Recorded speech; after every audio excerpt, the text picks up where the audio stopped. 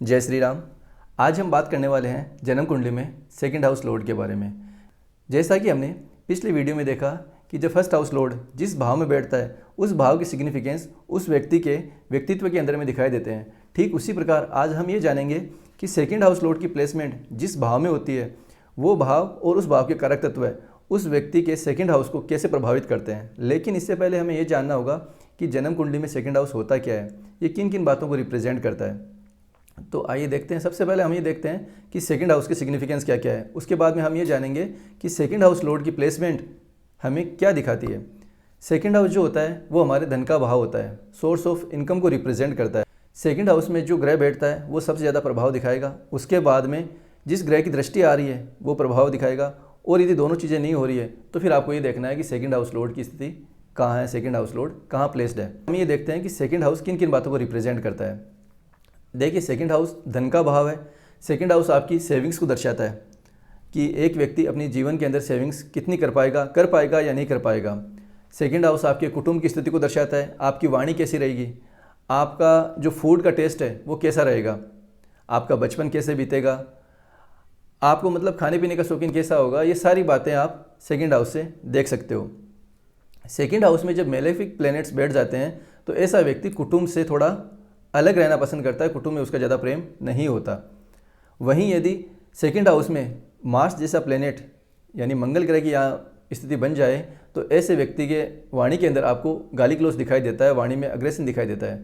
या तो मंगल ग्रह बैठा हो या फिर मंगल ग्रह की यहाँ पे दृष्टि आ जाए, क्योंकि मंगल ग्रह अग्रेशन के कारक के साथ ही साथ नैसर्गिक अशुभ ग्रह भी माने गए हैं और सेकंड हाउस वाणी को रिप्रेजेंट करता है।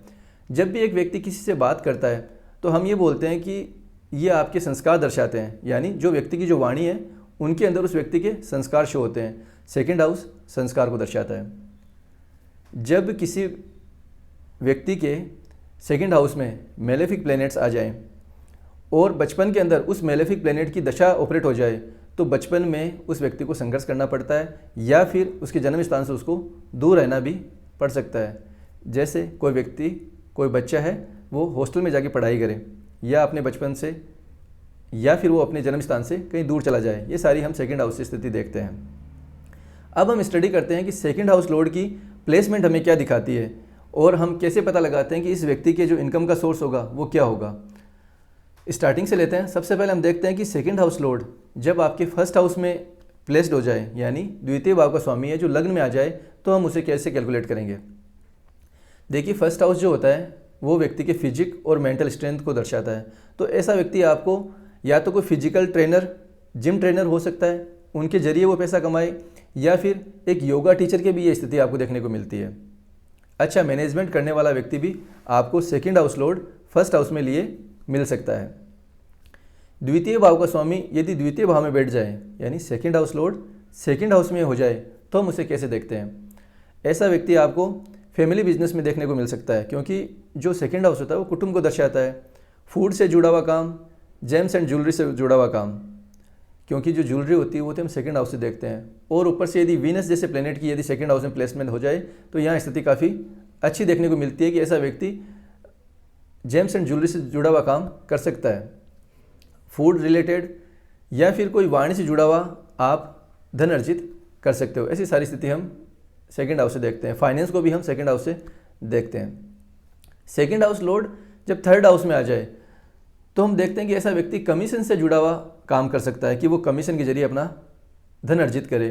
Tour and travel, networking, marketing, transportation और इसके अलावा सोशल मीडिया के जरिए भी वो अपनी धन अर्जित कर सकता है, क्योंकि जो थर्ड हाउस होता है वो सोशल मीडिया को रिप्रेजेंट करता है।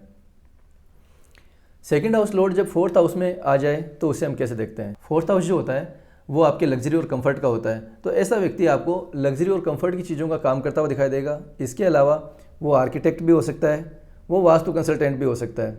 इसके लिए हमें थोड़ी कंडीशन और भी देखनी होती है, और वो कौन सा ग्रह बैठा हुआ है, क्योंकि ग्रह के कारक तत्व भी आपको ध्यान में रखने हैं। शनि जैसा ग्रह यदि फोर्थ हाउस में बैठा है और आपका 10th हाउस खाली है तो ये इंडिकेशन आती है कि आप वास्तु का काम कर सकते हो, आप प्रॉपर्टी का काम कर सकते हो। वहीं मंगल ग्रह आ जाए तो हम ये देख सकते हैं आप भूमि से जुड़ा हुआ काम कर सकते हो, या भूमि से जुड़कर आप अपने इनकम कर सकते हो, क्योंकि जो मंगल ग्रह होता है वो भूमि को रिप्रेजेंट करता है और शनि होता है वो कंस्ट्रक्शन को, प्रॉपर्टी को रिप्रेजेंट करता है। सेकंड हाउस लॉर्ड की प्लेसमेंट जब फोर्थ हाउस में हो जाए तो ऐसा व्यक्ति इंटीरियर डिजाइनर भी हो सकता है। सेकंड हाउस लॉर्ड जब फिफ्थ हाउस में आ जाए तो उसे हम कैसे देखते हैं। देखिए, फिफ्थ हाउस जो होता है वो एजुकेशन को रिप्रेजेंट करता है। स्पोर्ट्स, क्रिएटिविटी, ये सारी चीज़ें हम फिफ्थ हाउस से देखते हैं। तो ऐसा व्यक्ति बहुत अच्छा क्रिएटर हो सकता है या स्पोर्ट्स से जुड़ा हुआ कोई काम कर सकता है, या तो वो स्पोर्ट्स से जुड़ा हुआ खुद स्पोर्ट्समैन हो या फिर स्पोर्ट्स से जुड़ा हुआ उसका कोई बिजनेस हो सकता है जहाँ से वो अपना इनकम जनरेट करता हो। फिफ्थ हाउस आपके प्रथम संतान को दर्शाती है। तो हम ये बोल सकते हैं कि जब आपके प्रथम संतान होगी उसके पश्चात आपको धन की प्राप्ति हो सकती है, क्योंकि जो सेकंड हाउस लॉर्ड होता है वो धन को रिप्रेजेंट करता है और वहीं पंचम भाव जो है वो आपके प्रथम संतान को दर्शाता है। फिफ्थ हाउस जो होता है, पंचम भाव जो होता है, वो आपके पूर्व पुण्य भाव का भी है। तो जब फिफ्थ हाउस लॉर्ड की या फिफ्थ हाउस में बैठे ग्रह की दशा ऑपरेट होगी तो कहीं ना कहीं आपके जो पूर्व पुण्य भाव हैं वो भी एक्टिव होंगे और एकदम से आप देखोगे कि एक व्यक्ति कुछ नहीं करता, उसको धन मिलना स्टार्ट हो जाता है, कहीं ना कहीं से उसको इनकम जनरेट हो जाती है। तो वो सीन यहाँ से क्रिएट होता है कि वो पूर्व पुण्य भाव है वो उसके एक्टिव हो जाते हैं। पंचम भाव जो है पूर्व पुण्य भाव को दर्शाता है। पंचम भाव जो होता है वो सॉल्यूशन को भी रिप्रेजेंट करता है, यानी जो व्यक्ति कंसल्टेंसी देता है। तो जब सेकंड हाउस के लॉर्ड की प्लेसमेंट फिफ्थ हाउस में आ जाए तो ऐसा व्यक्ति आपको अच्छा कंसल्टेंट भी दिखाई दे सकता है कि वो कंसल्टेंसी देकर अपना वेल्थ जनरेट करें। सेकंड हाउस लॉर्ड की प्लेसमेंट जब सिक्स्थ हाउस में आ जाए तो उसे हम कैसे देखते हैं। देखिए, सिक्स्थ हाउस जो होता है वो सर्विस को रिप्रेजेंट करता है। तो इंडिकेशन एक तो ये आती है कि ऐसा व्यक्ति सर्विस करके अपना इनकम जनरेट करेगा, उसको धन अर्जित करेगा सर्विस के द्वारा वो। लेकिन सर्विस कौन से सेक्टर में हो सकती है?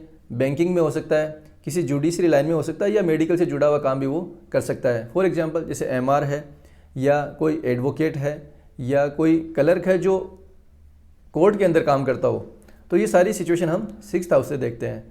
सिक्स्थ हाउस सेवा भाव को रिप्रेजेंट करता है। तो ऐसा व्यक्ति जितनी सेवा भाव करेगा उतना ही उसको अच्छे धन की प्राप्ति होगी। अब हम बात करते हैं सेकंड हाउस लॉर्ड जब सेवन्थ हाउस में आ जाए तो उसे हम कैसे रीड करते हैं। फर्स्ट इंडिकेशन तो ये आती है कि ऐसे व्यक्ति को हम ये बोल सकते हैं कि आपके जैसे ही विवाह होगा आपको धन की प्राप्ति होगी, चाहे तो वो आपके पार्टनर के द्वारा हो या आपको किसी दहेज के माध्यम से, या कैसे भी हो आपको धन की प्राप्ति हो सकती है। और इसके अलावा सेवन्थ हाउस जो होता है वो ट्रेडिंग को रिप्रेजेंट करता है। तो ऐसा व्यक्ति ट्रेडिंग के द्वारा भी पैसा बना सकता है। सेकंड हाउस लॉर्ड यदि एट्थ हाउस में आ जाए तो उसे हम कैसे देखते हैं। देखिए, एट्थ हाउस जो होता है वो प्रॉब्लम्स का होता है, लेकिन एट्थ हाउस के कुछ सिग्निफिकेंस है, जैसे एस्ट्रोलॉजी या ओकल्ट से जुड़े हुए सारे काम, सीए, टैक्सेशन, एलआईसी, मैन्युफैक्चरिंग, और एक अच्छे सर्जन को भी हम एट्थ हाउस से देखते हैं। एट्थ हाउस आपके निजी दोस्त को दर्शाता है।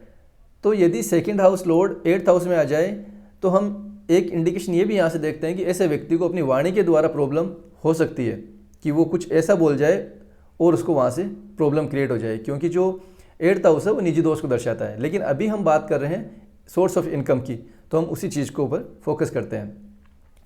सेकंड हाउस लॉर्ड जब एट्थ हाउस में आ जाए तो ऐसा व्यक्ति मैन्युफैक्चरिंग से जुड़कर काम कर सकता है, कोई एलआईसी से जुड़ा हुआ काम हो सकता है, या फिर ओकल्ट से, टैक्सेशन से, ऑडिट से, इनसे जुड़कर वो अपना धन अर्जित कर सकता है। अब हम बात करते हैं सेकंड हाउस लॉर्ड जब नाइन्थ हाउस में आ जाए तो उसे हम कैसे देखते हैं। देखिए, नाइन्थ हाउस जो होता है वो धार्मिक एक्टिविटीज़ का होता है और एक अच्छे गुरु को भी दर्शाता है। तो ऐसा व्यक्ति धार्मिक क्रियाएँ कर कर धन अर्जित कर सकता है, कि वो कोई भी धार्मिक अनुष्ठान करवाएं, या पंडित जिसको हम बोलते हैं, वो यहाँ पे एक कॉम्बिनेशन यहाँ देखने को मिलता है।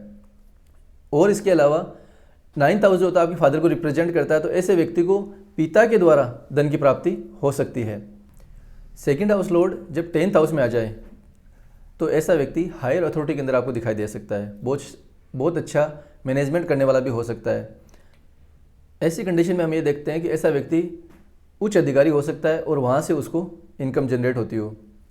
सेकंड हाउस लॉर्ड की प्लेसमेंट जब 11th हाउस में आ जाए तो ऐसा व्यक्ति आपको सोशल वर्कर दिखाई देगा, या फिर हम ये बोल सकते हैं कि एनजीओ जैसा बिजनेस उस व्यक्ति से जुड़ा हुआ हो सकता है, कि वो एनजीओ के माध्यम से पैसा कमाता हो, या उसका जो फ्रेंड सर्किल है वही उसके इनकम का सोर्स बने। कहने का मतलब ये है कि सेकंड हाउस लॉर्ड की प्लेसमेंट 11th हाउस में आना अपने आप में एक राजयोग है। सेकंड हाउस लॉर्ड का 11th हाउस में बैठना एक इंडिकेशन ये आती है कि इस व्यक्ति की जैसे जैसे एज बढ़ेगी वैसे वैसे इसकी जो इनकम है वो भी इम्प्रूव होगी। काफ़ी अच्छा कॉम्बिनेशन माना जाता है। सेकंड हाउस लॉर्ड का 12th हाउस में बैठना ये रिप्रेजेंट करता है कि ऐसा व्यक्ति को फॉरेन के द्वारा इनकम हो सकती है, चाहे तो वो वहाँ पे जॉब करे या फिर वो बिजनेस करे। और इसके अलावा इन्वेस्टमेंट भी उसके इनकम का सोर्स बन सकता है, क्योंकि जो 12th हाउस होता है वो आपके इन्वेस्टमेंट को दर्शाता है। अब हम देखते हैं कि सेकंड हाउस में जो ग्रह प्लेस्ड होते हैं वो कैसे एक व्यक्ति के इनकम को रिप्रेजेंट करते हैं, क्योंकि सबसे ज़्यादा जो प्रभाव आता है जिस भाव में जो ग्रह बैठे हैं सबसे पहले हम उन्हीं को रीड करते हैं। तो जो ग्रह बैठा है उसका प्रभाव सबसे ज़्यादा आएगा। फिर उसके बाद में हम देखते हैं कि जिस ग्रह की दृष्टि उस भाव में आ रही है उसको हम प्रायोरिटी देते हैं। और थर्ड पे हम ये देखते हैं कि जो भाव का स्वामी है वो कहाँ बैठा हुआ है।